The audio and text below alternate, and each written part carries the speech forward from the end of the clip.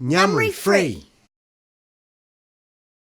I respectfully acknowledge the past and present traditional owners, the Noongar people. I also acknowledge the contributions of all Australians to the health and well-being of all people in this country which we all live in and share together, Australia. Tobacco. It's grown all over the world and at least 7 million tonnes of it is harvested every year. When it's dried and treated, it's rolled up to make cigarettes and cigars or smoked in a pipe. People are addicted to it because of the high levels of nicotine, but there's so much other bad stuff in smokes like cadmium, arsenic, lead, and ammonia. This is the same stuff you find in cleaning products and batteries. Did you know that every cigarette contains at least 7,000 chemicals? 69 of these have been proven to cause cancer. Nicotine is highly addictive and tricks your brain into thinking it's good for you, so you want more. Tar, the same stuff they make the roads with, clogs up your lungs so there's less room for air. Carbon monoxide robs your body of oxygen. It makes your blood thicker and slows your blood flow. When your muscles don't have enough oxygen, they don't work as well. And when your brain doesn't get enough, well, you can imagine.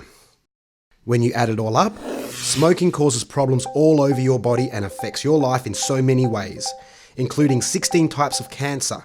And if you've got a chronic ongoing health issue like heart disease or emphysema, every smoke just does more damage. Good news though, it's never too late to quit. It's hard on your wallet too.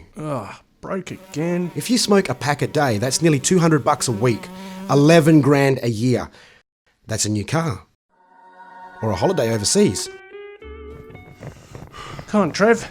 Keep up, brother. The smokes will affect your overall fitness, your ability to play sport with your mates, or even just keeping up with your kids when you're kicking the footy.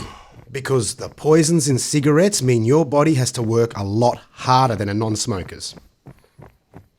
When you smoke, you have less energy, and it can give you mood swings and make you cranky. It creates big problems with your family and your mob. Where's Dad? He's just having a smoke. Again? Not to mention the smell and second-hand smoke they have to put up with. Not the best role model for young fellas, eh? Wasn't always like that. We used to swap native bush tobaccos like pituri all over Australia before the Wadulars came. Once dried, this pituri was often chewed, mainly for ceremonial purposes. When the British arrived to Australia, they also brought their own tobacco.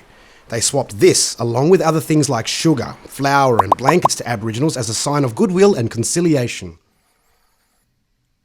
As blackfellas started to rely more heavily on these things, European settlers saw this and used it as a way of shifting them from their traditional practices and towards the European way of life and culture. Soon, tobacco became a payment for work and an essential part of ration boxes that were handed out on stations and at the missions. This need to rely on tobacco began to normalise smoking in Aboriginal households. Since then, tobacco use has become less about traditional practice and culture and more about something you just did because it was always there.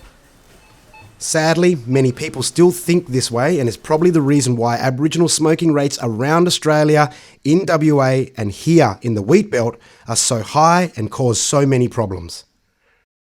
Now there's heaps of support out there to help you quit. If you want to have a yarn about quitting smoking or even just cutting back, try one of these. No More Ngamari, a free culturally appropriate smoking program, Wheatbelt Quit Smoking Program, Quit Line, or your GP or community health worker.